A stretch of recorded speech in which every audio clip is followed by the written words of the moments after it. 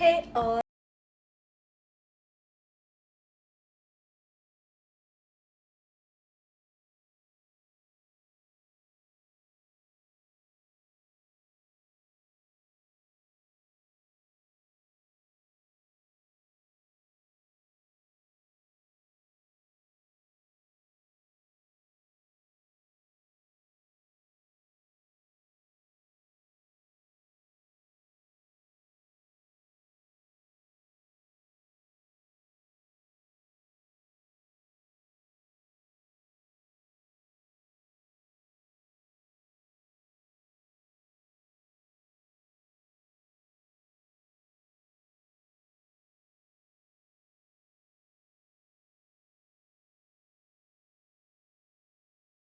നമുക്ക് ഒന്നിച്ചുണ്ടാക്കുന്ന ഫുഡ് ഭയങ്കര മിസ് ചെയ്യും. അത് കഴിഞ്ഞ് ഞാൻ ഒന്ന് ഐബ്രോ ഒന്ന് ഫിൽ ചെയ്യാവുന്നതുകൊണ്ട് ബ്യൂട്ടി പാർലറിൽ നിന്ന് പോയി വന്ന വഴിക്ക് ഒരു ഐസ്ക്രീമും കഴിച്ചു. അങ്ങനെ നമ്മൾ ഉച്ച കഴിഞ്ഞ് ഒരു ഈവനിങ് ഒക്കെ ആയപ്പോൾ ഒന്ന് ജസ്റ്റ് പുറത്ത് പോകാമെന്നുള്ള രീതിയിൽ എന്തായാലും ഇവിടെയൊക്കെ വരുമ്പോഴല്ലേ എറണാകുളം എന്തൊരു മാറ്റം വന്നിട്ടുണ്ടെന്ന് അറിയാൻ പറ്റുള്ളൂ. കുറേ മാറ്റങ്ങൾ വന്നിട്ടുണ്ട്, കുറേ കടകൾ, ഷോപ്സ്, അതായത് ഓരോ ദിവസവും എറണാകുളം ഡെവലപ്പിംഗ് ആയിക്കൊണ്ടിരിക്കുകയാണ്. എനിക്ക് സന്തോഷമുണ്ടത്, കാരണം നമ്മൾ ജനിച്ച് വളർന്ന നാട്ടല്ലേ എന്നുള്ളൊരു ഇത്.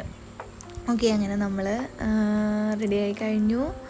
ഞങ്ങൾ പോവാണ്. എവിടെ പോകുന്നതെന്ന് അറിയില്ല. എന്തായാലും എറണാകുളത്ത് നമ്മൾ എപ്പോൾ വന്നാലും മറൈൻ ഡ്രൈവ് ആ സ്ഥലത്ത് കൂടെയൊക്കെയാണ് പോവാറ്. പിന്നെ എനിക്ക് കസിൻ്റെ വീട്ടിലൊന്ന് കയറണം. ഉമ്മച്ചിക്ക് നൈറ്റിൻ്റെ തുണി അവിടെ ഉണ്ട്, അപ്പോൾ അമ്മേൻ്റെ അവിടെ നിന്ന് അതൊന്ന് വാങ്ങിച്ചിട്ട് വേണം അങ്ങോട്ട് പോകാൻ. പിന്നെ ഞങ്ങൾ ഫിഷ് ഇവിടെ വരുമ്പോൾ മീൻ നോക്കിയിട്ട് മീൻ വാങ്ങിയിട്ട് അങ്ങനെ പോവാറുണ്ട്.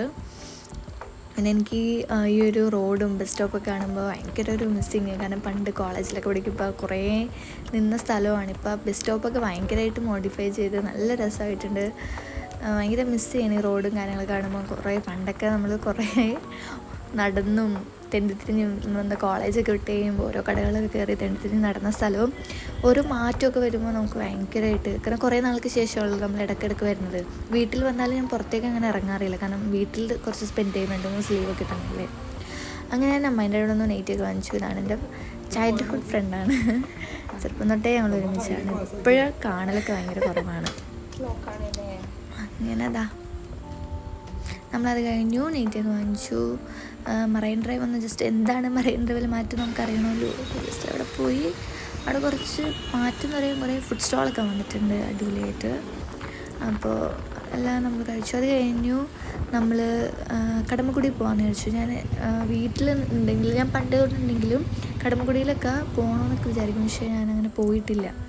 അപ്പോൾ കടമക്കുടിയിൽ പോകാമെന്നുള്ള ഇതിൽ ഞങ്ങൾ പ്ലാൻ ഇട്ടു. അതിന് മുമ്പ് നമ്മൾക്ക് ഫിഷ് മാർക്കറ്റിലൊന്ന് പോകണം, നല്ല മീനുണ്ടെങ്കിൽ വാങ്ങാമല്ലോ.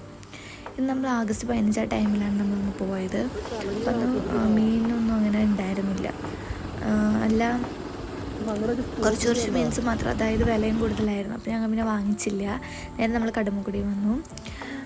പറയാതിരിക്കാൻ വയ്യ, ഇറ്റ്സ് വെരി ബ്യൂട്ടിഫുൾ പ്ലേസ്. എനിക്ക് ഭയങ്കര ഇഷ്ടമെന്ന് പറഞ്ഞാൽ ഇപ്പോൾ നമ്മൾ ഫാമിലിയൊക്കെ ആയിട്ട് ഈവനിങ് ടൈം സ്പെൻഡ് ചെയ്യാൻ പറ്റിയ ബെസ്റ്റ് പ്ലേസാണ്.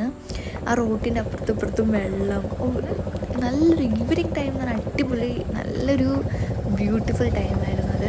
നമുക്ക് അപ്പുറത്ത് ഒരു ഐലൻഡ്, കടമക്കുടി എന്ന് പറയുന്ന ഒരു ഐലൻഡാണ്. നമുക്ക് അപ്പുറത്ത് എത്തണമെങ്കിൽ നമ്മൾ ജഗ്നാർ വഴി ഇതുപോലെ പോകണം. ഇതും നല്ല ബ്യൂട്ടിഫുള്ളാണ്. അവിടെ സൈഡിലൊക്കെ ഫുള്ള് വെള്ളവും എന്ത് രസമാണ് കാണാൻ. പിന്നെ അറ്റത്തായിട്ട് കുറച്ച് പേരൊക്കെ കയാക്കിങ് ഒക്കെ ചെയ്യുന്നുണ്ട്. ഞങ്ങൾ ചോദിച്ചായിരുന്നു, പക്ഷെ അത് ഓൾറെഡി ബുക്കിംഗ് ഉള്ളവർക്കാണ് കൊടുക്കണത്.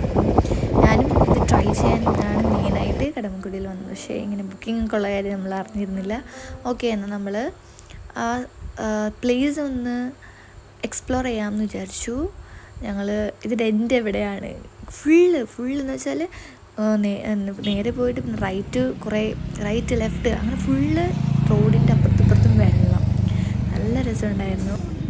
രാവിലെ തന്നെയാണെങ്കിൽ വീട്ടിലും പോകണം. എനിക്ക് 8:30 ഡ്യൂട്ടി, 5 മണിക്ക് ഇറങ്ങിയാൽ വേണം. അങ്ങനെ ഞാൻ രാവിലെ ഉമ്മച്ചിൻ്റെ യാത്രയൊക്കെ പറഞ്ഞു വീട്ടിലേക്ക് പോവാണ്. അപ്പോൾ എൻ്റെ വ്ളോഗ് ഇത്രയുള്ളൂ. ഇഷ്ടമാണെങ്കിൽ സബ്സ്ക്രൈബ് ചെയ്യാൻ മറക്കല്ലേ.